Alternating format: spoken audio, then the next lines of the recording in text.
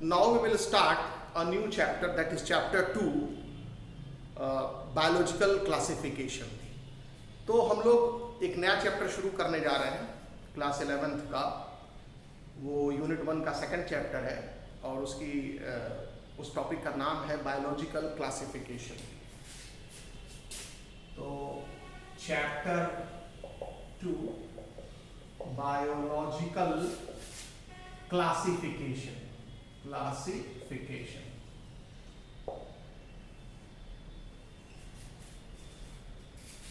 अब यहां पर ये चीज एनसीईआरटी बुक ने लिखा है अपने पहले पैराग्राफ में कि since dawn of civilisation there have been many attempts to classify living organisms. मतलब सिविलाइजेशन के उदय के साथ ही, मतलब जब मानव सभ्यता का शुरुआत हुआ तो उसी समय से बहुत सारे प्रयास किए जाने लगे लिविंग ऑर्गेनिजम्स को क्लासिफाई करने के लिए। और जाहिर सी बात है, शुरू में जानकारी कम थी, तो जो शुरुआती जो क्लासिफिकेशन रहे हैं लिविंग ऑर्गेनिज्म के, वो साइंटिफिक ना होकर के यूज पर आधारित थे कि किस एनिमल का क्या यूज होता है या किस प्लांट का क्या यूज होता है या किस ऑर्गेनिज्म का क्या यूज होता है।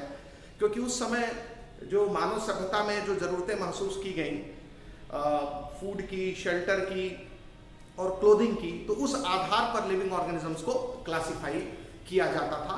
तो जाहिर सी बात है, शुरुआती जो क्लासिफिकेशन रहा है लिविंग ऑर्गेनिज्म का, वो साइंटिफिक तो नहीं रहा है। ठीक है, तो सिंस डॉन ऑफ सिविलाइजेशन,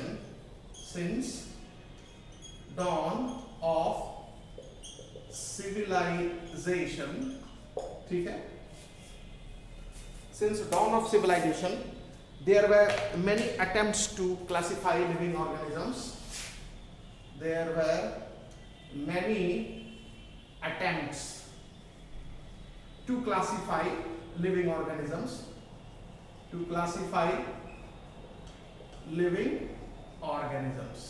ठीक है।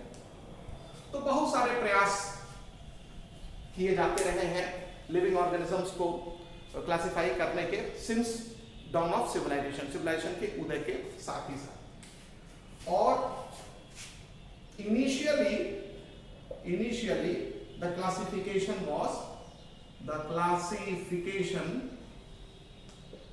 was not scientific। मतलब साइंटिफिक बेसिस नहीं था classification, was not scientific, but was based on use of human किस ऑर्गेनिज्म को कैसे यूज करता है उस पर आधारित था जो शुरुआती क्लासिफिकेशन रहा है लिविंग ऑर्गेनिज्म का। So initially the classification was not scientific, ठीक, but was based on use of human.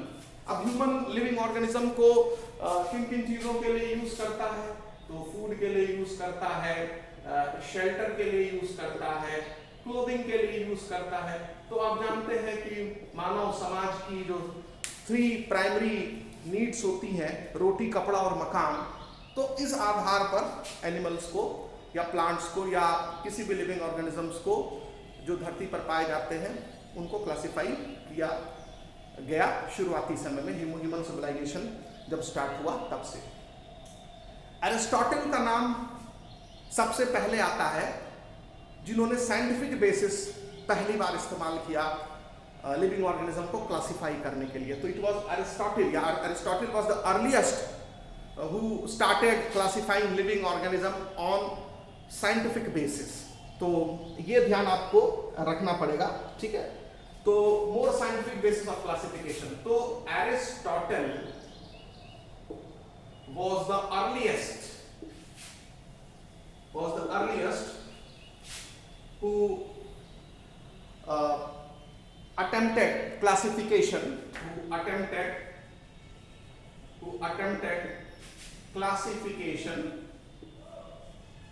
of living organisms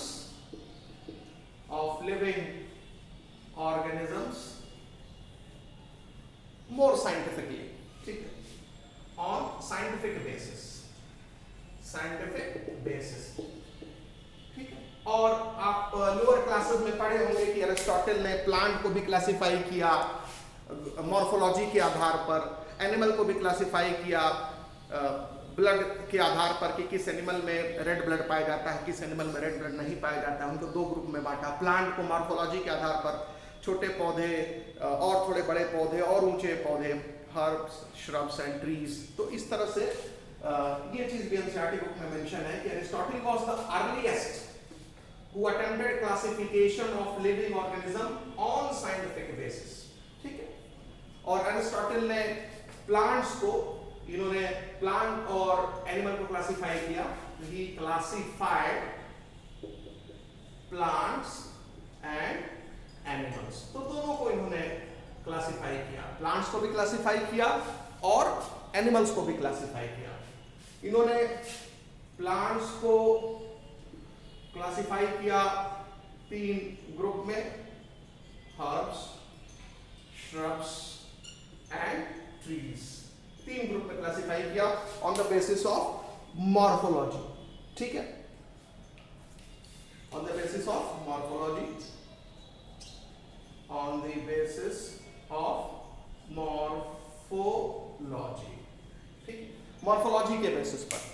और इन्होंने एनिमल को भी क्लासिफाई किया। इन्होंने एनिमल्स को भी 2 ग्रुप में क्लासिफाई किया, और कुछ एनिमल्स को, those who have read blood cells and those who do not have read blood cells. तो ये आप ध्यान रखेंगे, मतलब रेड ब्लड होता है, रेड ब्लड नहीं होता है। तो दोज हैविंग रेड ब्लड, लाल रंग का खून होता है। Those who do not have red blood। ठीक है, तो कुछ एनिमल जिसमें लाल खून होता है और कुछ एनिमल जिनमें लाल खून नहीं होता है। ठीक है, तो ये हो गया एरिस्टोटल का क्लासिफिकेशन। और ये पहले कुछ साइंटिस्टों में से थे, या एक तरह से कहा जाए तो सबसे पहले साइंटिस्ट थे जिन्होंने कुछ साइंटिफिक बेसिस जो है वो अप्लाई करना शुरू किया लिविंग ऑर्गेनिज्म को क्लासिफाई करने के लिए। एरिस्टोटल के बाद फिर बारी आती है लीनियस की, कैरोलस लीनियस की। काफी बाद में आए कैरोलस लीनियस, और कैरोलस लीनियस ने फिर लिविंग ऑर्गेनिज्म को क्लासिफाई किया 2 ग्रुप में। उनको किंगडम के रूप में मान्यता मिली, प्लांटी और एनिमलिया, और इसको बोला जाता है 2 किंगडम सिस्टम ऑफ क्लासिफिकेशन। तो कैरोलस लीनियस का फिर जिक्र एनसीईआरटी बुक करती है।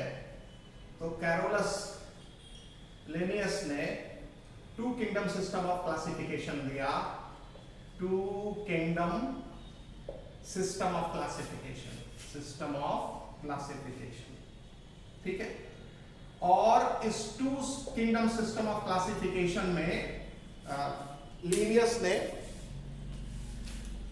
लिविंग ऑर्गेनिजम्स को 2 किंगडम में बांटा, प्लांटी और एनिमैलिया, प्लांटी और एनिमैलिया। ठीक है, तो इसी को कहा जाता है 2 किंगडम सिस्टम ऑफ क्लासिफिकेशन। और किसने दिया 2 kingdom system of classification? Carolus Linnaeus ने। अच्छा, जहां तक 2 किंगडम सिस्टम ऑफ क्लासिफिकेशन की बात है, धरती पर जो ऑर्गेनिजम्स पाए जाते हैं उनको 2 किंगडम में रखा जाता है, प्लांटी और एनिमलिया। ठीक है, अच्छा, ये जो 2 किंगडम है, प्लांटी और एनिमलिया, इनको समझना भी आसान है और इजी टू अंडरस्टैंड, और इसमें ऑर्गेनिजम्स को भी कैरेक्टर के आधार पर हम आसानी से प्लांटी या एनिमलिया में रख सकते हैं। ठीक है, लेकिन फिर भी ये जो 2 किंगडम क्लासिफिकेशन है, इसके कुछ ड्रॉबैक्स रहे हैं। क्या ड्रॉबैक्स रहे? कि ये जो 2 किंगडम क्लासिफिकेशन है, यूकैरियोट प्रोकैरियोट में डिफरेंशिएशन नहीं करता। ठीक है, फिर ये फोटोसिंथेटिक और नॉन फोटोसिंथेटिक ऑर्गेनिजम्स में डिफरेंशिएशन नहीं करता, विभेद नहीं करता। फिर ये यूनिसेलुलर और मल्टीसेलुलर ऑर्गेनिजम्स के बीच में भी विभेद नहीं करता। मतलब प्लांटी में भी यूनिसेलुलर मल्टीसेलुलर ऑर्गेनिज्म रखे गए हैं, एनिमलिया में भी यूनिसेलुलर मल्टीसेलुलर ऑर्गेनिजम्स रखे गए हैं। ठीक है, प्लांटी में भी फोटोसिंथेटिक नॉन फोटोसिंथेटिक ऑर्गेनिजम्स रखे गए, एनिमलिया में भी फोटोसिंथेटिक नॉन फोटोसिंथेटिक ऑर्गेनिजम्स रखे गए, प्लांटी में भी प्रोकैरियोट और यूकैरियोटिक ऑर्गेनिजम्स रखे गए, एनिमलिया में भी प्रोकैरियोटिक और यूकैरियोटिक ऑर्गेनिजम्स रखे गए। तो इस तरीके से ये जो 3 मेजर ग्रुप्स हैं, प्रोकैरियोट और यूकैरियोट, इनके बीच में कोई डिफरेंशिएशन नहीं किया गया, होता रहा 2 किंगडम क्लासिफिकेशन सिस्टम जब तक चलता रहा। उसके बाद यूनिसेलुलर और मल्टीसेलुलर ऑर्गेनिजम्स के बीच में कोई विभेद नहीं हो पाया, और फिर photosynthetic and non photosynthetic organisms के बीच में भी कोई विभेद नहीं करता रहा ये 2 kingdom system classification.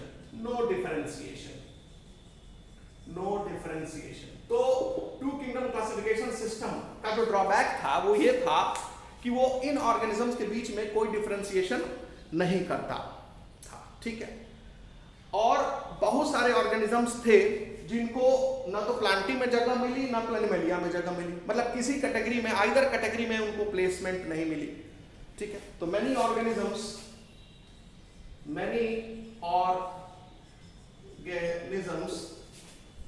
do not incorporated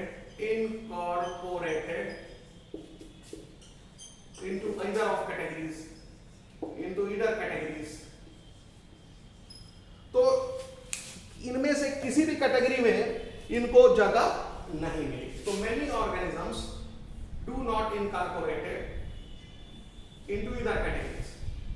बहुत सारे ऑर्गेनिजम्स को ना तो प्लांटी में रखा गया ना तो एनिमलिया में रखा गया, तो वो भी तो क्लासिफिकेशन, वो भी तो लिविंग ऑर्गेनिज्म है, उनका भी तो हक बनता है कि हमको किसी ग्रुप में रखा जाए। तो कैरोलस लिनियस के समय चूंकि जानकारी कम थी, नॉलेज बहुत कम था आइडेंटिफिकेशन के लिए, और प्रॉपर्टीज लोग कम जानते थे, टेक्नोलॉजी कम थी, तो जितना भी लिनियस ने अपने समय में किया वो भी बहुत ज्यादा था, वो भी बहुत अच्छा था। तो और ये लंबे समय तक चलता रहा 2 किंगडम क्लासिफिकेशन, लेकिन इन ड्रॉबैक्स के वजह से वो इनएडुकेट रहा, मतलब वो अपर्याप्त रहा कि इसको हम और आगे कंटिन्यू करें। और साइंटिस्ट को, वैज्ञानिकों को ये जरूरत महसूस होने लगी कि अब हमें इस क्लासिफिकेशन सिस्टम को और विस्तार करना है, इसमें और ज्यादा हमको किंगडम्स को ऐड करना है, ताकि जिन ऑर्गेनिजम्स को इन दोनों ग्रुप में प्लेसमेंट नहीं मिली है उनको भी जगह मिलती जाए। तो क्लासिफिकेशन का बेसिस जो है वो और बढ़ाए जाने की आवश्यकता वैज्ञानिकों को महसूस हुई। जैसे कि हम जो है सेल वॉल प्रेजेंट है कि नहीं, इसको भी आधार बनाएं, मोड ऑफ रिप्रोडक्शन को आधार बनाएं, ठीक है, और भी बहुत सारे बेसिस रहे हैं, ठीक है। फिर उसके बाद फाइलोजेनेटिक रिलेशनशिप को आधार बनाए जाने की जरूरत महसूस हुई। ग्रॉस मॉर्फोलॉजी तो पहले से था ही, फिर सेल का स्ट्रक्चर को भी आधार बनाए जाने की जरूरत महसूस हुई। तो अब आपको तो जो यहां मेंशन करना है वो क्या मेंशन करना है कि 2 किंगडम सिस्टम क्लासिफिकेशन वाज इनएडिक्वेट। तो was inadequate due to above drawbacks, जो ऊपर आपको ड्रॉबैक्स दिख रहे हैं ये सब, ठीक है। और ये जो क्लासिफिकेशन था केवल ग्रॉस मॉर्फोलॉजी के आधार पर था, was based on gross morphology,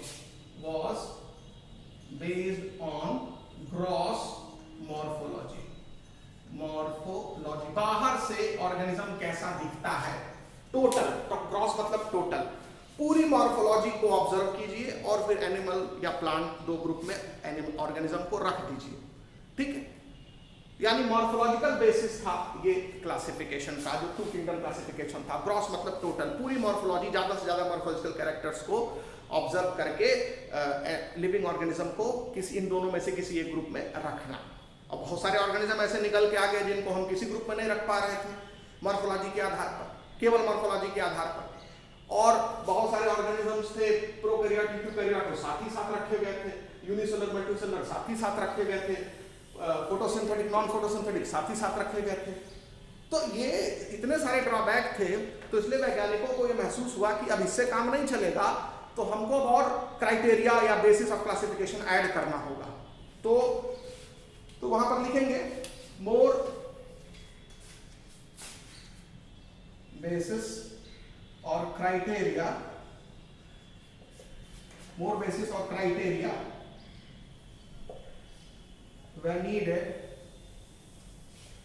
for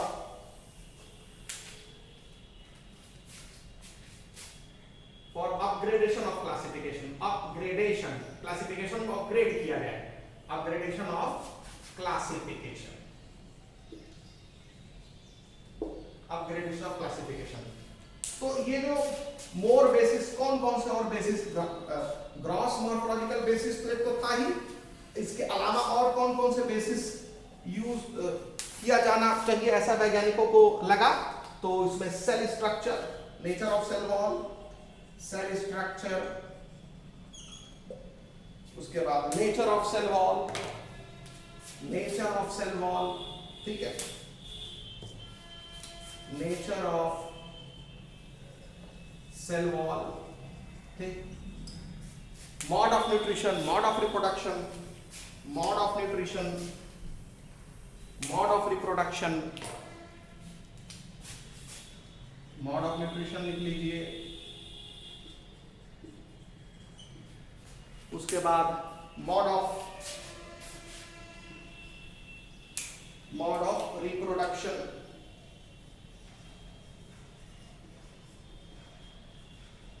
mode of reproduction, ठीक. फिर इवोल्यूशनरी रिलेशनशिप, जिस ग्रुप में हम ऑर्गेनिज्म को डाल रहे हैं उसका इवोल्यूशन कैसे हुआ है, पूर्वजों का क्या मिलान है, ठीक है. तो ये भी बेसिस बनाने की जरूरत महसूस हुई, ठीक है. Evolutionary relationship etcetera. तो छठवां लिख लेंगे, evolutionary relationship, evolutionary relationship.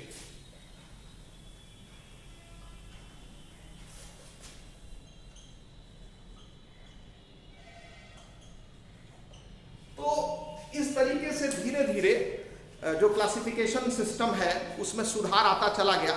2 kingdom के बाद 3 किंगडम क्लासिफिकेशन आया, 3 किंगडम के बाद 4 किंगडम क्लासिफिकेशन आया. तो इस तरह से धीरे धीरे किंगडम्स की संख्या बढ़ती गई और इन दोनों एग्जिस्टिंग ग्रुप से कुछ ऑर्गेनिजम्स निकाल करके जो बाकी मेंबर से नहीं मैच कर रहे थे उनको नए किंगडम में डाला गया. प्लस जिन ऑर्गेनिजम्स को कोई जगह नहीं मिल रही थी इन दोनों ग्रुप में, उनको भी उन नए बने हुए किंगडम्स में रखा गया. तो धीरे धीरे ये जो अपग्रेडेशन हुआ क्लासिफिकेशन सिस्टम का, क्योंकि हमने क्राइटेरिया और बढ़ा दिया डिस्टिंक्शन का, तो नए नए किंगडम्स बन के आने लगे, ठीक है. और उसी में ही जो एक बहुत ही फेमस क्लासिफिकेशन सिस्टम आया जिसको कहा जाता है 5 किंगडम सिस्टम ऑफ क्लासिफिकेशन. और इस 5 किंगडम सिस्टम ऑफ क्लासिफिकेशन को आर.एच. व्हाइटेकर नाम के साइंटिस्ट ने 1969 में दिया. तो आर.एच. व्हाइटेकर ने 1969 में 5 किंगडम सिस्टम ऑफ क्लासिफिकेशन दिया, जिसमें धरती पर पाए जाने वाले डिफरेंट लिविंग ऑर्गेनिजम्स को 5 किंगडम में बांटा गया, 5 किंगडम में रखा गया. और वो जो 5 किंगडम थे, मोनेरा, प्रोटिस्टा, फंजाई, प्लांटी और एनिमेलिया, ठीक है. यहाँ एक चीज और बता दें कि जब से 2 किंगडम सिस्टम क्लासिफिकेशन दिया गया तभी से ही 2 किंगडम आज तक चले आ रहे हैं बिना उनको एलिमिनेट किए हुए. वो है प्लांटी और एनिमेलिया. यानी प्लांटी और एनिमेलिया ये 2 किंगडम तो हमेशा एग्जिस्टिंग रहे हैं जब से इनका अस्तित्व आया. प्लांटी और एनिमेलिया खत्म नहीं हुए बल्कि और नए नए किंगडम्स ऐड होते गए. तो प्लांटी और एनिमेलिया ये वो 2 किंगडम्स हैं जिनका अस्तित्व शुरू से ही चला आ रहा है. तो व्हाइटेकर ने भी जब 5 किंगडम क्लासिफिकेशन दिया तो उसमें प्लांटी और एनिमेलिया को बरकरार रखा. जब 2 किंगडम के बाद 3 किंगडम सिस्टम क्लासिफिकेशन आया, 4 किंगडम सिस्टम क्लासिफिकेशन आया, तो उसमें भी प्लांटी और एनिमेलिया किंगडम को बरकरार रखा गया. हाँ, उसमें से कुछ ऑर्गेनिजम्स की रीशफलिंग हुई, कुछ निकाले गए, कुछ नए ऐड किए गए, वो अलग इशू है. बट एज अ किंगडम वो अपने आप को शुरू से ही स्टैब्लिश करते चले आए हैं, प्लांटी और एनिमेलिया. तो आर.एच. व्हाइटेकर ने 1969 में, यह बहुत इंपॉर्टेंट है, gave 5 kingdom system of classification, 5 kingdom system of classification, ठीक है, क्लासिफिकेशन. तो इन्होंने 5 किंगडम सिस्टम ऑफ क्लासिफिकेशन दिया. और लिविंग ऑर्गेनिजम्स को इन्होंने 5 किंगडम में डिवाइड किया।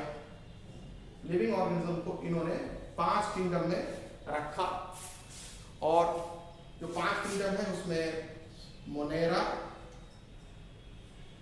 दूसरा प्रोटिस्टा, तीसरा फंजाई,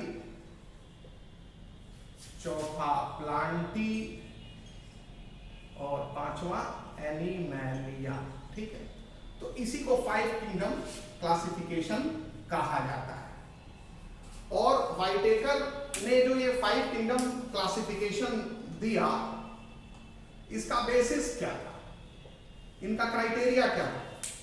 तो इनका क्राइटेरिया वही था, सेल स्ट्रक्चर को ऑब्जर्व करके, सेल स्ट्रक्चर में सेल टाइप आता है कि प्रोकैरियोट है कि यूकैरियोट है, फिर सेल वॉल आता है कि सेल वॉल है कि नहीं, अगर है तो किस चीज़ की बनी है, और न्यूक्लियर मेम्ब्रेन, वही प्रोकैरियोट यूकैरियोट बोलते हैं ना, न्यूक्लियर मेम्ब्रेन है कि न्यूक्लियर मेम्ब्रेन नहीं है, ये सब चीज़ आपको ध्यान देना पड़ेगा। उसके बाद मोड ऑफ न्यूट्रिशन है, मोड ऑफ रिप्रोडक्शन है, बॉडी ऑर्गेनाइजेशन है, फिर फाइलोजेनेटिक रिलेशनशिप या इवोल्यूशनरी रिलेशनशिप है। तो ये सब क्राइटेरिया वाइटेकर ने शामिल किया, ज़्यादा से ज़्यादा क्राइटेरिया। तो इसका जो बेसिस था या क्राइटेरिया था वो क्या था? तो इसके जो बेसिस है क्राइटेरिया का 5 किंगडम क्लासिफिकेशन था, वो था सेल स्ट्रक्चर। अब सेल स्ट्रक्चर में सेल टाइप भी आ जाता है, ठीक है, सेल वॉल के बारे में जानकारी आ जाती है, न्यूक्लियर मेम्ब्रेन के बारे में जानकारी आ जाती है। जो एनसीईआरटी बुक ने एक टेबल दिया है वाइटेकर का 5 किंगडम क्लासिफिकेशन का, जिसमें 5 किंगडम की प्रॉपर्टीज बताई गई हैं अलग अलग बेसिस के आधार पर, तो उसी को मैं ऑब्जर्व करके बता रहा हूं। तो cell type, cell wall, nuclear membrane, ये सब सेल स्ट्रक्चर में आ जाते हैं। फिर बॉडी ऑर्गेनाइजेशन को भी एक बेसिस बनाया गया, बॉडी ऑर्गेनाइजेशन को एक बेसिस बनाया गया, ठीक है। Mode of reproduction, mode of nutrition, इनको भी बेसिस बनाया गया। Mode of reproduction, mode of nutrition, इनको भी बेसिस बनाया गया। Mode of nutrition, mode of nutrition, ठीक है। Mode of reproduction, mode of reproduction, ठीक है। फाइलोजेनेटिक रिलेशनशिप यानी इवोल्यूशनरी रिलेशनशिप को भी बेसिस बनाया गया। फाइलोजेनेटिक रिलेशनशिप, तो फाइलोजेनेटिक रिलेशनशिप को भी बेसिस बनाया गया। तो और एक्सेट्रा और भी बेसिस बनाए गए। तो कुछ बेसिस का जिक्र एनसीईआरटी बुक अपने टेक्स्ट में करती है। तो एक बार फिर सुन ले, वाइटेकर ने अपने क्लासिफिकेशन के लिए, 5 किंगडम क्लासिफिकेशन के लिए उन्होंने किन किन चीज़ों को मेन क्राइटेरिया बनाया, मेन बेसिस बनाया। तो सेल स्ट्रक्चर को, बॉडी ऑर्गेनाइजेशन को, मोड ऑफ न्यूट्रिशन को, मोड ऑफ रिप्रोडक्शन को, फाइलोजेनेटिक रिलेशन को। और सेल स्ट्रक्चर की जब बात करते हैं तो सेल टाइप, सेल वॉल और न्यूक्लियर मेम्ब्रेन को बेसिस बनाया। वाइटेकर ने जिन क्राइटेरियाज को यूज किया था 5 किंगडम को स्टैब्लिश करने के लिए, उसमें से जो टेबल दिया गया है उसमें 3 क्राइटेरिया का यूज किया है एनसीईआरटी बुक ने इन ग्रुप्स को समझाने के लिए। उसमें इन्होंने एक सेल स्ट्रक्चर को यूज किया। सेल स्ट्रक्चर में 3 पॉइंट डिस्कस किए हैं, एक तो सेल टाइप, दूसरा सेल वॉल और तीसरा न्यूक्लियर मेम्ब्रेन, ठीक है। और फिर एक जो क्राइटेरिया यूज किया है वो है मोड ऑफ बॉडी ऑर्गेनाइजेशन, और फिर तीसरा जो क्राइटेरिया यूज किया है मोड ऑफ न्यूट्रिशन। तो ये नहीं कि सारा क्राइटेरिया के बेसिस पर उन्होंने क्लासिफिकेशन समझा दिया है, उन्होंने कुछ क्राइटेरिया वाइटेकर का वो यूज किया है समझाने के लिए। तो आइए इसको समझते हैं। तो सबसे पहले कॉलम में आप कैरेक्टर लिख लेंगे, ठीक है। सबसे पहले कॉलम में कैरेक्टर्स लिख लेंगे, और उसके बाद 5 किंगडम आप ऊपर लिखेंगे। ये जो 5 किंगडम है, ठीक है, जो 5 किंगडम यूज्ड है उनको आप लिखेंगे, 5 किंगडम्स, ठीक है। और ये जो 5 किंगडम है उनमें आप यहां मेंशन कर लेंगे 5 किंगडम कौन कौन से हैं। उसमें एक मोनेरा हो गया, ठीक, दूसरा प्रोटिस्टा हो गया, तीसरा फंजाई हो गया, चौथा प्लांटी और पांचवा एनिमैलिया। ठीक है, तो इस तरह से आप एक चार्ट प्रिपेयर कर लेंगे।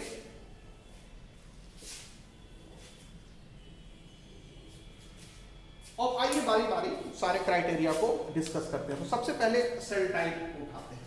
ये सेल स्ट्रक्चर का पार्ट है। तो सेल टाइप में आप क्या देखेंगे कि सेल टाइप में मोनेरा में प्रोकैरियोटिक सेल्स रखी जाती है, यानी इसमें जो भी ऑर्गेनिजम्स होंगे उसमें प्रोकैरियोटिक सेल पाई जाएंगे।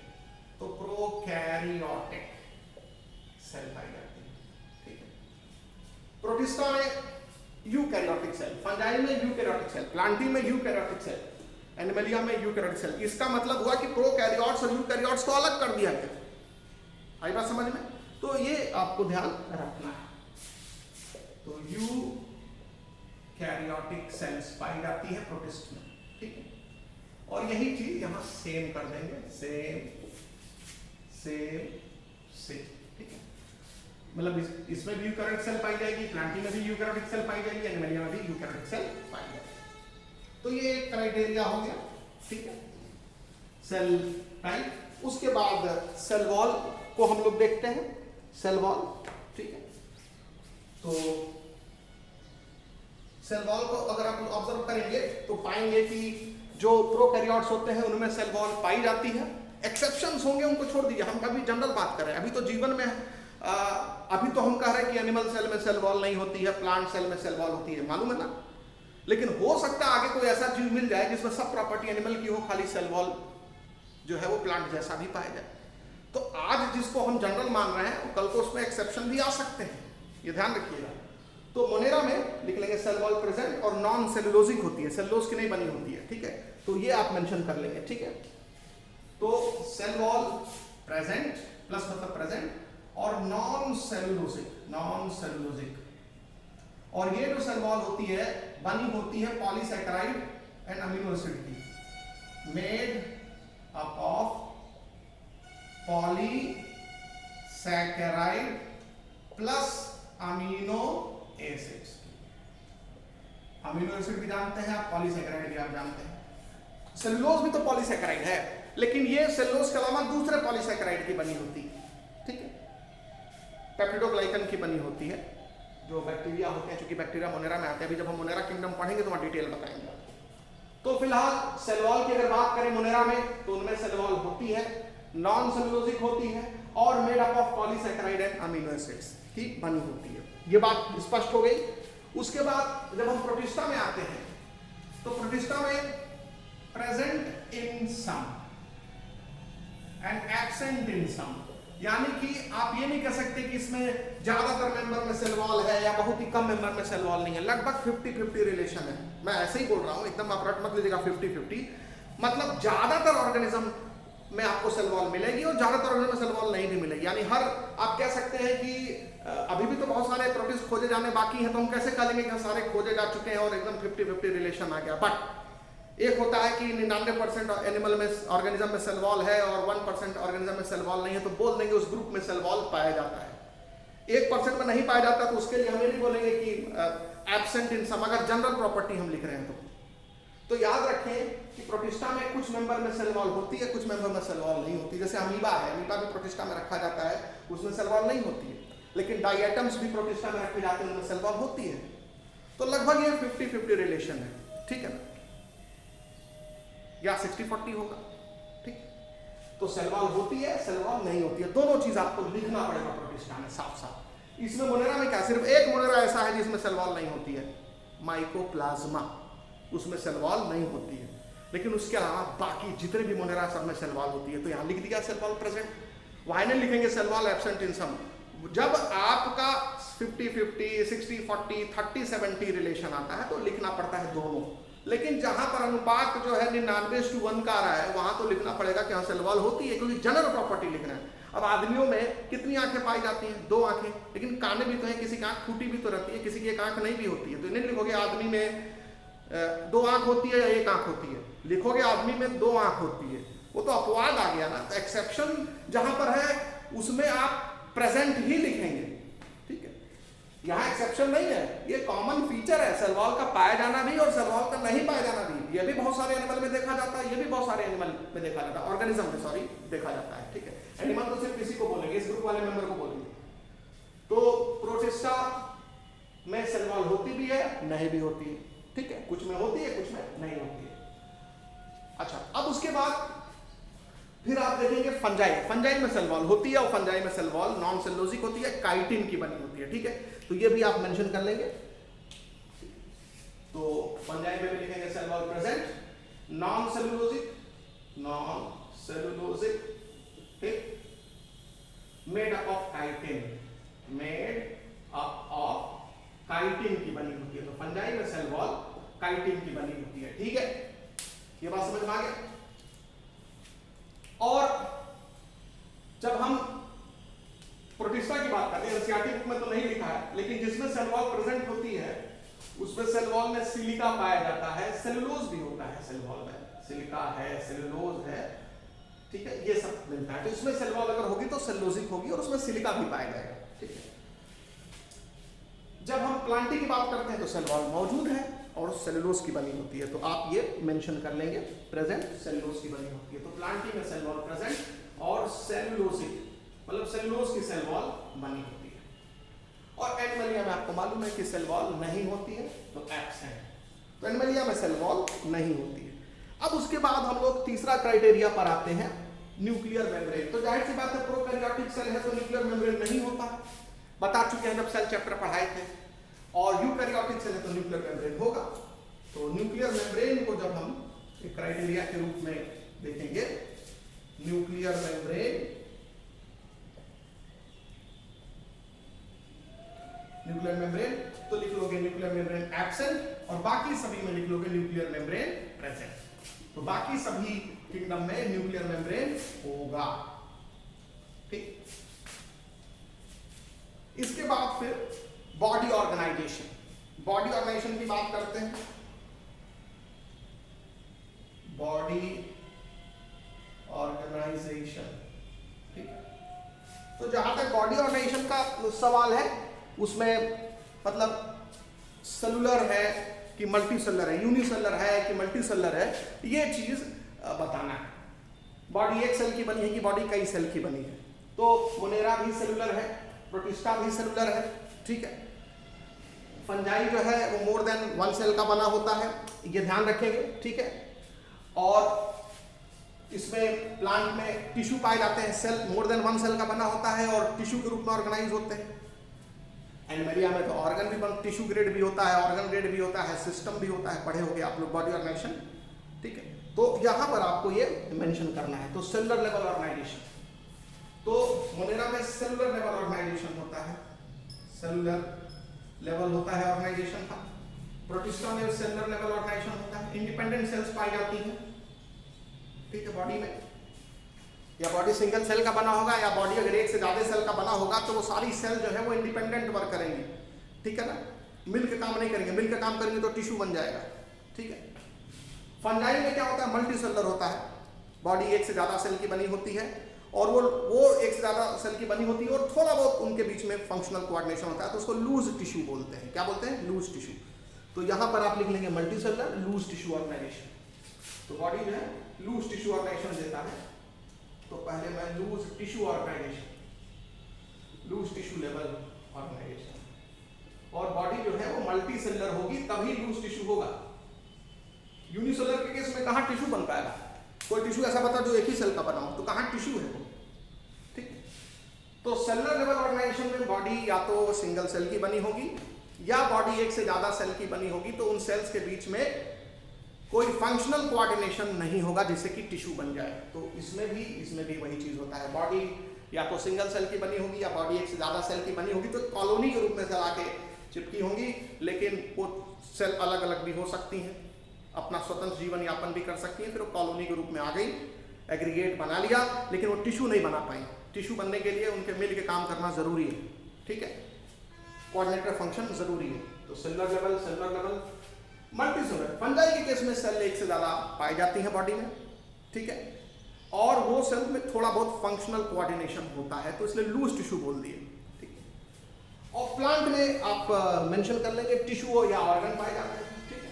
प्लांट में पैरेन्काइमा, कोलेनकाइमा, पैरेन्काइमा की सारी सेल एक ही जैसा काम करती हैं, group of similar type of cell performing similar function.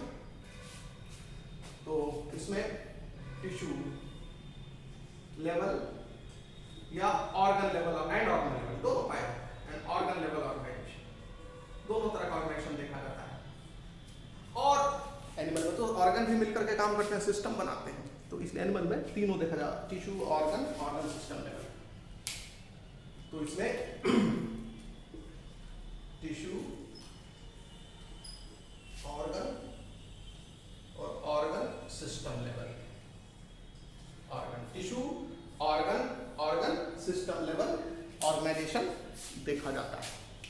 तो एनिमल में बॉडी डायमेंशन कैसा होता है? टिश्यू लेवल, कुछ एनिमल में टिश्यू लेवल, कुछ एनिमल में ऑर्गन लेवल, कुछ एनिमल में ऑर्गन सिस्टम लेवल। हम लोगों में ऑर्गन सिस्टम लेवल, हाइड्रा में टिश्यू लेवल, सिलेंट्रेट्स में टिश्यू लेवल।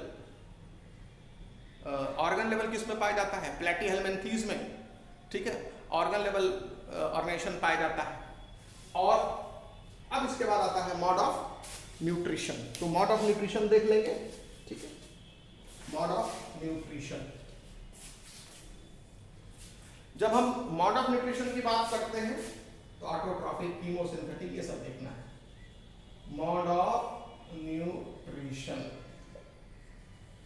तो मॉड ऑफ न्यूट्रिशन में जब हम प्रोकैरियोट्स की बात करेंगे, ठीक है, ऑटोट्रॉफिक एंड हेटेरोट्रॉफिक, दोनों तरह के ऑर्गेनिजम्स देखे जाते हैं।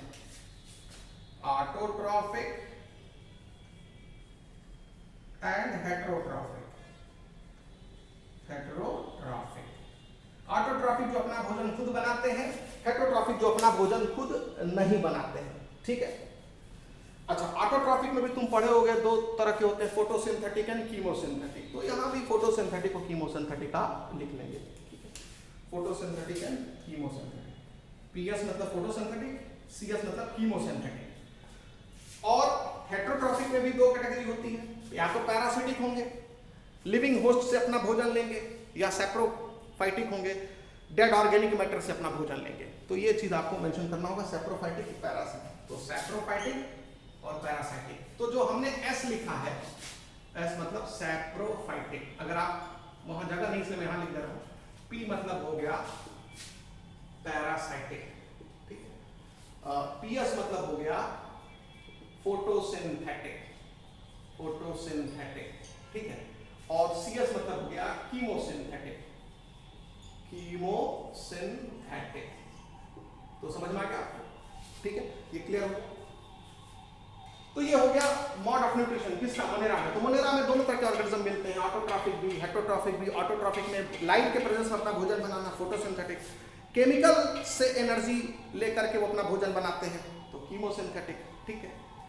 और हेटेरोट्रॉफिक में क्या होगा? सैप्रोफिटिक होगा और पैरासिटिक होगा। डेड ऑर्गेनिक मैटर से भोजन लेगा तो सैप्रोफिटिक, और यदि लिविंग होस्ट से के अंदर घुस करके, जैसे बैक्टीरिया हमारे शरीर में घुस गया, टाइफाइड का बैक्टीरिया आंत में पाया जाता है, ठीक है, टाइफाइड होता है, तो पैरासिटिक है, तो वो पैरासिटिक में आ गया। ये बात क्लियर हो गई। अब आ जाओ प्रोटिस्टा में। तो प्रोटिस्टा में तुमको ऑटोट्रॉफिक एंड हेटेरोट्रॉफिक, वहां भी दोनों मिले, ऑटोट्रॉफिक एंड हेटेरोट्रॉफिक। तो प्रोटिस्टा में भी दोनों ही कंडीशन मिलेगी, ऑटोट्रॉफिक भी एंड हेटेरोट्रॉफिक भी, हेटेरोट्रॉफिक भी। और ऑटोट्रॉफिक जो यहां मिलेगा वो कीमोसिंथेटिक नहीं मिलेगा, ध्यान रखना, यहां सिर्फ फोटोसिंथेटिक मिलेगा, तो यहां सिर्फ पीएस वाला ऑटोट्रॉफिक मिलेगा। ये बहुत इंपॉर्टेंट है, फोटोसिंथेटिक वाला ऑटोट्रॉफिक मिलेगा, कीमोसिंथेटिक वाला सिर्फ मोनेरा में मिलता है, ठीक है, ये बात समझ में आ गया।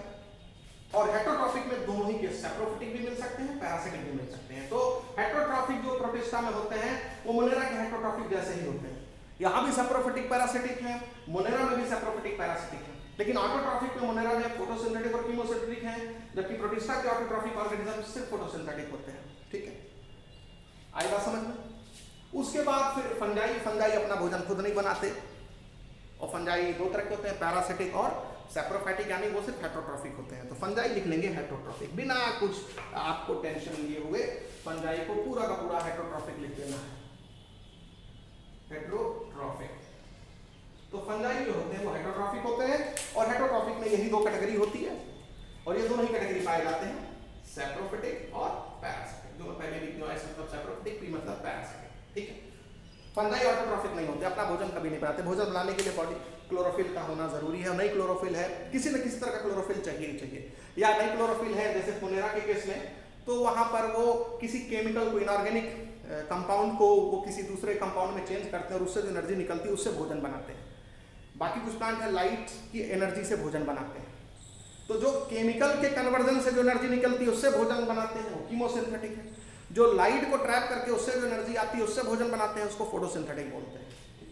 तो कीमोसिंथेटिक जो है वो सिर्फ मोनेरा में मिलते हैं, बाकी नहीं किसी में। फिर प्लांटी तो फोटोसिंथेटिक होते हैं, एक्सेप्शन छोड़ दो भाई, कस्कुटा है, अमरबेल है, टोटल स्टेम पैरासाइट है, वो अपना भोजन नहीं बनाता, तो इसमें हम बोल देंगे कि प्लांट में फोटोसिंथेटिक और हेटरोट्रॉफिक दोनों पाए जाते हैं। एक्सेप्शन को हम जनरलाइज नहीं मानेंगे, तो इस ग्रुप को तो हम फोटोसिंथेटिक ही बोलेंगे। तो प्लांट जो है वो फोटोसिंथेटिक हो गया, ठीक है। ऑटोट्रॉफिक हो गया, तो इसको लिख लो ऑटोट्रॉफिक, और ऑटोट्रॉफिक में लिख लोगे फोटोसिंथेटिक होता है, हेटरोट्रॉफिक नहीं होते। एक्सेप्शन है तो एक्सेप्शन की बात हम यहाँ नहीं कर रहे हैं, जनरल प्रॉपर्टी की बात कर रहे हैं।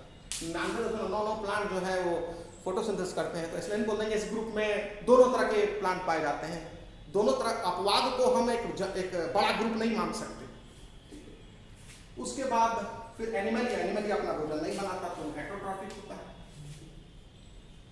हेटरोट्रॉफिक, ये हेटरोट्रॉफिक होता है। तो यहाँ पर आपको ये ध्यान रखना पड़ेगा।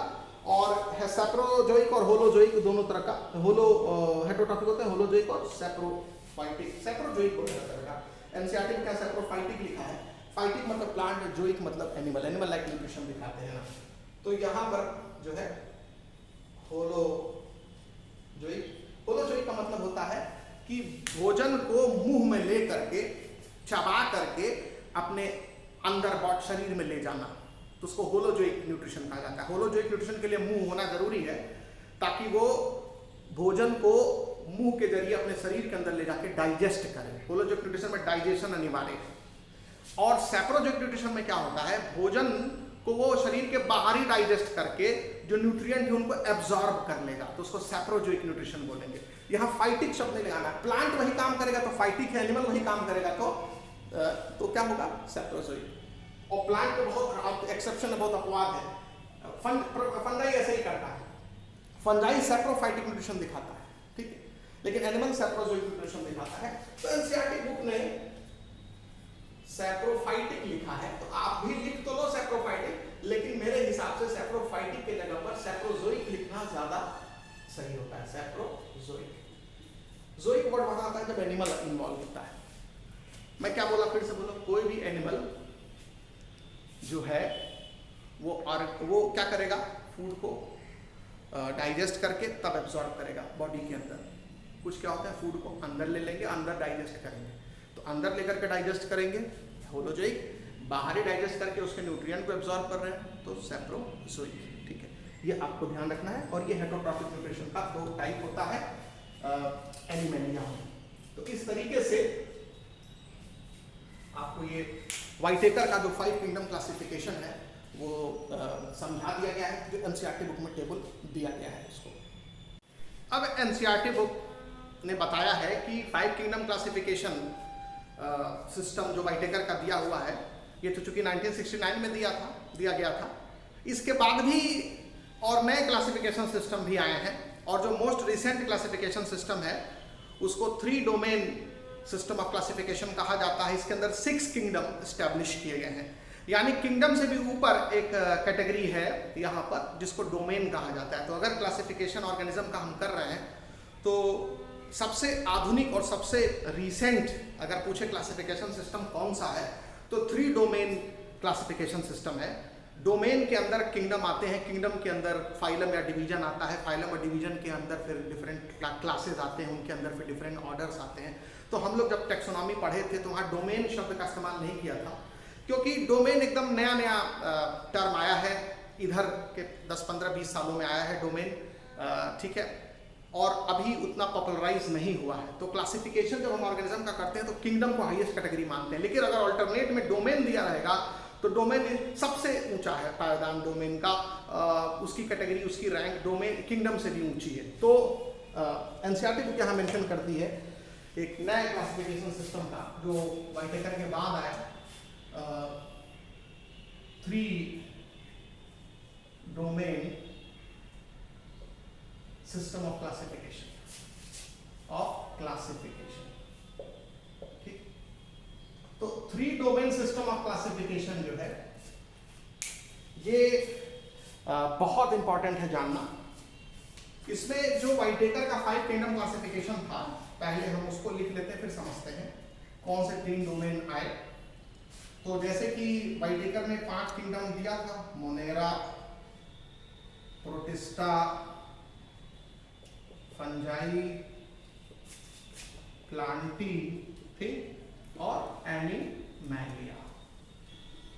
तो कुछ ग्रुप ऑफ साइंटिस्ट ने आरएनए के आधार पर, इसका जो बेसिस है 3 डोमेन क्लासिफिकेशन का, उसका बेसिस है आरएनए, तो उसके आधार पर इन्होंने 3 डोमेन बनाया 16S आरएनए के बेसिस पर, 16S आरएनए जीन के बेसिस पर। On the basis of 16S RNA gene इन्होंने 3 डोमेन बनाया on the basis of 16S RNA gene. ये हायर क्लासेस में आप लोग को पढ़ाया जाएगा, तो यहां सिर्फ इसका इंट्रोडक्शन बस जरूरी है, बस ये ध्यान रखिएगा। राइबोसोमल आरएनए ठीक है ना, तो 16S राइबोसोमल आरएनए जीन के आधार पर उसको 16S आरएनए जीन कहा जाता है, ठीक है। और उसका जो उसमें जो 3 डोमेन थे वो था बैक्टीरिया, एक डोमेन जो था वो है बैक्टीरिया, दूसरा है आर्किया, तीसरा है यूकैरिया, ठीक है। तो ये ध्यान रखना है, बैक्टीरिया, आर्किया और यूकैरिया, ये 3 डोमेन है, बैक्टीरिया, आर्किया और यूकैरिया। इसमें जो मोनेरा किंगडम था उसको 2 डोमेन में तोड़ दिया गया, यानी मोनेरा के जो जीव थे, मोनेरा के अंदर जितने भी जीव आते थे उसमें से कुछ जीव को एक डोमेन में रख दिया गया, दूसरे जीव को दूसरे डोमेन में रख दिया गया, दूसरे कुछ जीवों को दूसरे डोमेन में रख दिया गया। यानी इन दोनों डोमेन में जो डिस्ट्रीब्यूशन हुआ ऑर्गेनिज्म का वो किस किंगडम से हुआ? मोनेरा से हुआ। मोनेरा में कुछ जीव बैक्टीरिया डोमेन में चले गए, कुछ जीव आर्किया डोमेन में चले गए, और बाकी ये सारे किंगडम, ये जो सारे किंगडम है 5 में से 4 किंगडम, वो सब किस डोमेन के अंतर्गत आ गए? वो सब यूकैरिया डोमेन के अंतर्गत आ गए। तो एक किंगडम टूट गया 2 डोमेन में, और 4 किंगडम जो है वो एक ही डोमेन के अंतर्गत आ गया। तो इसको बोलते हैं 3 domain system of classification. Carl Woese नाम के साइंटिस्ट ने इस क्लासिफिकेशन को दिया था अपने साथियों के साथ में। तो ये चीज आपको मेंशन करना होगा। तो यहां पर कार्ल लूज का नाम याद रखना है, ठीक। तो कार्ल लूज नाम के साइंटिस्ट ने 3 डोमेन क्लासिफिकेशन दिया था, ये बहुत ही इंपॉर्टेंट है। तो कार्ल लूज का नाम आप नहीं भूलिएगा, ठीक है। तो कार्ल लूज हो गया। तो वूस किसका याद रखें? WOESC, Carl Woese. और एक किस बेसिस पर था? 16S आरएनए जीन पर आधारित था ये क्लासिफिकेशन, ठीक है। अब यहां पर, और ये जो आरएनए है राइबोसोमल आरएनए, याद रखिएगा राइबोसोमल आरएनए है, 16S राइबोसोमल आरएनए। राइबोसोम के निर्माण में 16S आरएनए हिस्सा लेता है, क्योंकि राइबोसोम बने होते हैं आरएनए प्लस प्रोटीन के। तो आरएनए कौन सा आरएनए? 16S RNA. और राइबोसोम में हिस्सा ले रहा है तो उस आरएनए को बोलते हैं राइबोसोमल आरएनए, ठीक है। तो ये जो 3 डोमेन सिस्टम ऑफ क्लासिफिकेशन है, इसी को 6 किंगडम क्लासिफिकेशन भी कहा जाता है। क्यों कहा जाता है समझ लीजिए, इसको 6 किंगडम क्लासिफिकेशन भी कहा जाता है। तो आइए समझा देते हैं कैसे। तो पहले तो 3 डोमेन का नाम लिख लेंगे, बैक्टीरिया, ठीक, आर्किया और यूकैरिया, लिख लिया, लिख लिया। और ये डोमेन है, 3 डोमेन हो गए। अब किंगडम की बात करें, डोमेन के अंदर किंगडम आता है। इस बैक्टीरिया डोमेन में एक ही किंगडम आता है, यू बैक्टीरिया। यू बैक्टीरिया, तो यू बैक्टीरिया क्या है? किंगडम है। आर्किया जो डोमेन है उसके अंदर एक ही किंगडम आता है, आर्की बैक्टीरिया। Archie bacteria. और यूकैरिया के अंदर 4 किंगडम आते हैं, वही 4 किंगडम। प्रोटिस्टा वो रहेंगे ऐसे, प्रोटिस्टा, फंजाई, प्लांटी, एनिमलिया। तो 4 किंगडम ये, 5वां किंगडम आर्की बैक्टीरिया, 6वां किंगडम यू बैक्टीरिया। तो इसलिए 3 डोमेन या 6 किंगडम क्लासिफिकेशन भी इसको कहा जाता है। तो एनसीईआरटी बुक इसको 2-3 लाइन में जिक्र करती है और इसका डिटेल आपको हायर क्लासेस में पढ़ना है। हमने आपको एक्स्ट्रा क्या बताया, कार्ल लूस जिसने ये 3 डोमेन क्लासिफिकेशन दिया, वो 1993-94 के आसपास ये दिया गया है। I am not clear but 1993-94 के आसपास दिया गया है, अनुमान लगा सकता हूं मैं। और ये किस बेसिस पर था? 16 एस राइबोसोमल आरएनए जीन के आधारित। आर था जीन मतलब डीएनए का टुकड़ा, ठीक है। जिस डीएनए से आरएनए बनता है, जिस डीएनए के सेगमेंट से 16 एस राइबोसोमल आरएनए बनता है ट्रांसक्रिप्शन के द्वारा, उस डीएनए के टुकड़े को आधार बनाया गया था इस क्लासिफिकेशन को देने के लिए। इसमें धरती पर जो लिविंग ऑर्गेनिज्म है उनको 3 डोमेन में रखा जाता है, बैक्टीरिया, आर्किया, यूकैरिया। जिसमें बैक्टीरिया के अंदर जो किंगडम आता है, एक ही किंगडम आता है, यू बैक्टीरिया। आर्किया के अंदर एक ही किंगडम आता है, आर्की बैक्टीरिया, ठीक है। तो आर्की बैक्टीरिया याद रखेंगे, ठीक है। और फिर यूकैरिया में 4 किंगडम आते हैं जो कि पहले से ही मौजूद है, प्रोटिस्टा, फंजाई, प्लांटी, एनिमलिया। तो इस 6 किंगडम में प्रोटिस्टा, फंजाई, प्लांटी, एनिमलिया तो आपको दिख रहे हैं, जो व्हाइटेकर के क्लासिफिकेशन में भी दिखते थे। लेकिन मोनेरा किंगडम आपको कहीं नहीं दिख रहा है, क्योंकि मोनेरा किंगडम अब 2 किंगडम में टूट गया है, यू बैक्टीरिया और आर्की बैक्टीरिया। जो मोनेरा था वो पहले मोनेरा में दोनों ग्रुप रखे जाते थे एनिमल के, सॉरी ऑर्गेनिज्म के, लेकिन बाद में 6 किंगडम क्लासिफिकेशन में इनको अलग अलग कर दिया गया। तो ये चीज आपको ध्यान रखना है। हम यहाँ पर ये समझने की कोशिश करेंगे कि कैसे व्हाइटेकर के 5 किंगडम क्लासिफिकेशन से पहले जो भी क्लासिफिकेशन सिस्टम दिए गए, 2 किंगडम क्लासिफिकेशन जैसे दिया गया, जिसमें कि लिविंग ऑर्गेनिज्म को एनिमलिया और प्लांटी में रखा गया, तो कैसे अनरिलेटेड ऑर्गेनिजम्स को भी केवल कुछ सिमिलरिटी के आधार पर एक ही साथ रख दिया गया था। और जब व्हाइटेकर का 5 किंगडम क्लासिफिकेशन आया तो कैसे इन ऑर्गेनिजम्स को फिर सेपरेट किया गया एक ही ग्रुप से अलग अलग किंगडम में। तो देखिए, व्हाइटेकर के 5 किंगडम क्लासिफिकेशन से पहले जो 2 किंगडम क्लासिफिकेशन था, जिसमें लिविंग ऑर्गेनिजम्स को 2 ग्रुप में रखा गया था, प्लांटी और एनिमलिया में, तो उसमें आप अगर ध्यान दें तो बैक्टीरिया, ब्लू ग्रीन एल्गी, जिसको कि साइनो बैक्टीरिया भी कहा जाता है, साइनो बैक्टीरिया भी कहा जाता है। फिर बैक्टीरिया हो गया, ब्लू ग्रीन एल्गी है, fungi, mosses, ferns, gymnosperms and angiosperms.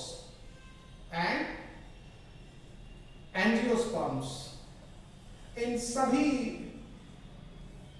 तरह के ऑर्गेनिजम्स को एक ही किंगडम में रखा गया था, प्लांटी में रखा गया था, ठीक है।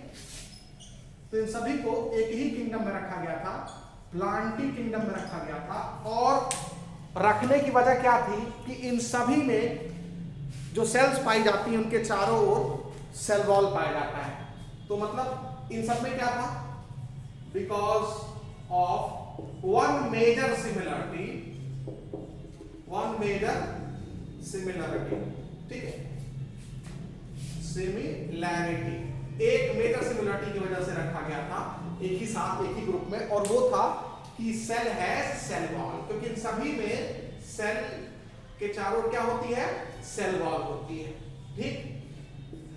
जबकि ये मालूम है कि इनमें बहुत सारे डिफरेंसेस होते हैं, मतलब सिमिलरिटी कम है, डिफरेंसेस ज्यादा हैं इन ग्रुप्स में, लेकिन फिर भी वो एक ही ग्रुप में रखे गए on the basis of cell wall, और उस ग्रुप का नाम रखा गया प्लांटी, दैट इज किंगडम।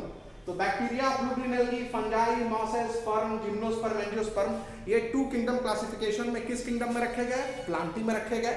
और किस बेसिस पर रखे गए? सेल वॉल के बेसिस पर रखे गए, क्योंकि इन सभी में सेल वॉल पाया जाता है। ठीक है, यहां पर काफी बड़ा डिफरेंस होने के बावजूद भी दो प्लांट ग्रुप एक साथ रखे गए। यहां पर प्रोकैरियोट्स को यूकैरियोट्स के साथ रखा गया। अब आप देखिए किंगडम प्लांटी में बैक्टीरिया और ब्लू ग्रीन एल्गी ये प्रोकैरियोट्स हैं, ठीक है, जबकि fungi, mosses, form, gymnosperm, angiosperms ये क्या है? यूकैरियोट। तो प्रोकैरियोटिक ऑर्गेनिज्म और यूकैरियोटिक ऑर्गेनिज्म दोनों को ही साथ रखा गया, यही इसका ड्रॉबैक भी था। उसके बाद यहां पर आप देखेंगे यूनिसेलर ऑर्गेनिजम्स और मल्टीसेलर ऑर्गेनिजम्स दोनों को साथ रखा गया। तो यूनिसेलर ऑर्गेनिजम्स को मल्टीसेलर ऑर्गेनिजम्स के साथ रखा गया। अब आप देखेंगे यूनिसेलर ऑर्गेनिज्म में जैसे बैक्टीरिया यूनिसेलर है, क्लेमाइडोमोनास यूनिसेलर है, स्पाइरोगैरा क्या है? मल्टीसेलर है। इसमें ध्यान रखेंगे एल्गी का नाम छूट गया है, तो एल्गी भी आप लिख सकते हैं, एल्गी छूट गया है, तो एल्गी भी तो प्लांट में रखा गया था। तो एक एल्गी है स्पाइरोगैरा, ठीक है, स्पाइरोगैरा, ठीक है, और इसी तरह एक और एल्गी है क्लेमाइडोमोनास, क्लेमाइडोमोनास। क्लेमाइडोमोनास जो है वो यूनिसेलुलर है, यूनिसेलुलर है, ठीक है, और स्पाइरोगैरा जो है वो मल्टीसेलुलर है, मल्टीसेलुलर। तो आप देख रहे हैं कि यूनिसेलुलर ऑर्गेनिज्म और मल्टीसेलुलर ऑर्गेनिज्म भी एक ही ग्रुप में रखे गए हैं। प्रोकैरियोटिक ऑर्गेनिज्म और यूकैरियोटिक ऑर्गेनिज्म भी एक ही ग्रुप में रखे गए हैं, ठीक। इसके अलावा जो अपना भोजन नहीं बना सकते हैं और जो अपना भोजन बना सकते हैं, दोनों ही एक ही ग्रुप में रखे गए हैं। जैसे फंजाई जो है ये हेट्रोट्रॉफिक होते हैं, फंजाई जो है वो हेट्रोट्रॉफिक है, ठीक है, ये अपना भोजन खुद नहीं बना सकते। इनको मॉसेस के साथ, फर्म के साथ, जिम्नोस्पर्म, एंजियोस्पर्म के साथ और एल्गी के साथ सेम ग्रुप में रखा गया है। एल्गी हुआ, मॉस हुआ, ठीक है ना, फर्म हुआ, जिम्नोस्पर्म हुआ, एंजियोस्पर्म हुआ, ये सभी आप देख रहे हैं ये सब ऑटोट्रॉफिक है। ये सभी क्या है? ऑटोट्रॉफिक है, ऑटोट्रॉफिक है। इवन जो साइनोबैक्टीरिया है ये भी ऑटोट्रॉफिक होता है। जो बैक्टीरिया है ज्यादातर, बल्कि आप देखेंगे कि बैक्टीरिया में बहुत सारे बैक्टीरिया हेट्रोट्रॉफिक है, बहुत सारे बैक्टीरिया ऑटोट्रॉफिक है। तो कुछ बैक्टीरिया भी ऑटोट्रॉफिक है, कुछ ज्यादातर ब्लू ग्रीन एल्गी जो है वो ऑटोट्रॉफिक है, मॉसेस ऑटोट्रॉफिक है, फर्न ऑटोट्रॉफिक है, जिम्नोस्पर्म ऑटोट्रॉफिक है, एंजियोस्पर्म ऑटोट्रॉफिक है, एल्गी ऑटोट्रॉफिक है। तो ऑटोट्रॉफिक ऑर्गेनिज्म के साथ हेट्रोट्रॉफिक ऑर्गेनिज्म को रखा गया, ठीक। ये सब चीज हम पहले भी डिस्कस कर चुके हैं। तो यहां पर आप देख रहे हैं कि डिफरेंसेस ज्यादा है और केवल सेल वॉल प्रेजेंट होने के बेसिस पर इनको एक ग्रुप में रख दिया गया है। और आपको पता है कि फंजाई की सेल वॉल सेलुलोज की नहीं बनी होती है, काइटिन की बनी होती है। बाकी जो दूसरे ग्रीन प्लांट्स हैं, मतलब दूसरे ग्रीन प्लांट, फंजाई तो ग्रीन प्लांट होता ही नहीं है। तो ग्रीन प्लांट किसको बोलते हैं? Moss, fern, gymnosperm, angiosperm, algae, ये सब ग्रीन प्लांट है, ग्रीन इन कलर, ठीक है। तो जो ग्रीन प्लांट्स होते हैं उनकी सेल वॉल सेलुलोज की बनी होती है। ग्रीन प्लांट्स की सेल वॉल सेलुलोज की बनी होती है, सेलुलोजिक सेल वॉल, ठीक है। और जो फंजाई की सेल वॉल होती है वो अभी बताया है काइटिन की बनी होती है। तो डिफरेंट सेल वॉल वाले ऑर्गेनिजम्स भी साथ ही रखे गए। तो बहुत ज्यादा विरोधाभास था टू किंगडम क्लासिफिकेशन में। हालांकि ये उस समय के लिहाज से ठीक था जिस समय दिया गया था, लेकिन जैसे जैसे जानकारी बढ़ी, हम algae, fungi, mosses, gymnosperm, angiosperm सबके बारे में और जानकारी इकट्ठा कर लिए, तब हमको कैरेक्टराइजेशन में और ज्यादा जानकारी मिली। जब हम कैरेक्टराइजेशन करने जाते हैं किसी भी ऑर्गेनिज्म का, तो हमारे पास बहुत सारे पॉइंट्स इकट्ठा हो गए। तब हमको उनमें सिमिलरिटी के बजाय डिफरेंसेस ज्यादा दिखने लगे, तो हमें और नए नए किंगडम की जरूरत पड़ने लगी। तो उसी वजह से वाइटेकर ने किंगडम्स की संख्या बढ़ा दी। तो अब आप देखेंगे कि सेल वॉल के बेसिस पर फंजाई को ग्रीन प्लांट से क्या कर दिया गया? अलग कर दिया गया। ग्रीन प्लांट को जो है वो प्लांटिक किंगडम में ही रहने दिया गया और फंजाई को एक न्यू किंगडम में लेके चले आए, जिस किंगडम का नाम ही फंजाई रख दिया गया, ठीक है। न्यू किंगडम बना दिया गया फंजाई को।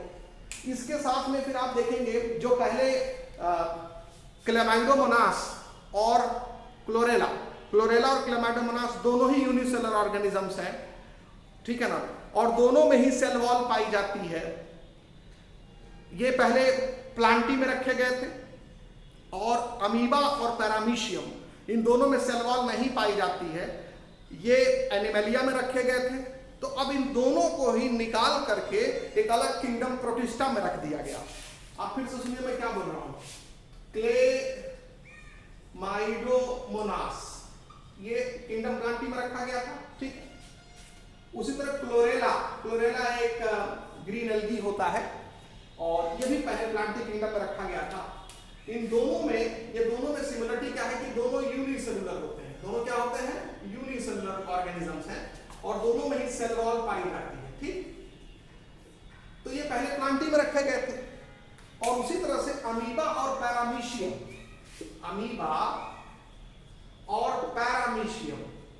ठीक है। तो अमीबा और पैरामीशियम, इन दोनों में क्या सिमिलरिटी थी? ये भी यूनिसेलुलर थे, ये भी यूनिसेलुलर है, लेकिन इनमें सेल वॉल नहीं होती है, सेल वॉल एब्सेंट। लेकिन इनको यूनिसेलुलरिटी के आधार पर एक ही ग्रुप में इनको ले आया गया, प्रोटिस्टा में लाया गया। तो प्रोटिस्टा एक नया किंगडम बना, प्रोटिस्टा किंगडम। उस प्रोटिस्टा किंगडम में प्लांटी से भी कुछ मेंबर को लाया गया, यूनिसेलुलर मेंबर को लाया गया, और एनिमेलिया से भी कुछ यूनिसेलुलर मेंबर को लाया गया। क्योंकि अमीबा और पैरामीशियम 2 किंगडम क्लासिफिकेशन में इनको एनिमेलिया किंगडम में जगह मिली थी और क्लेमाइडोमोनास और क्लोरेला को कहां जगह मिली थी? प्लांटी में जगह मिली थी, ठीक है। लेकिन यहां पर सिमिलरिटी किस बात की? यूनिसेलुलरिटी। दोनों ही यूनिसेलुलर हैं, तो दोनों को लाकर प्रोटिस्टा में रख दिया गया। सेल वॉल इसमें है और सेल वॉल इसमें नहीं है।